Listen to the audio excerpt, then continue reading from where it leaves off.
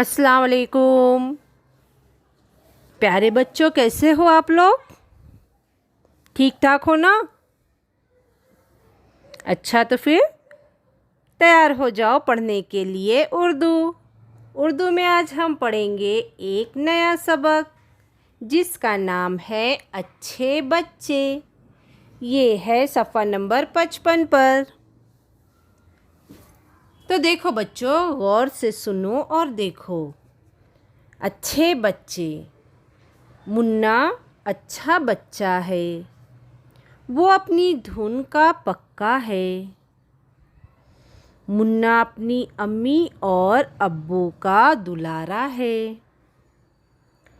वो सारे मोहल्ले का भी प्यारा है। शन्नो इसकी बहन है। शन्नो के पास गुड़िया और गुड्डा है। गुड़िया के बाल का गुच्छा रेशम के लच्छे जैसा है। अब करेंगे हम मश्क। मश्क की सरगर्मी में मेरे साथ सुनकर दोहराओ बच्चों। मुन्ना अच्छा बच्चा पक्का। शन्नो।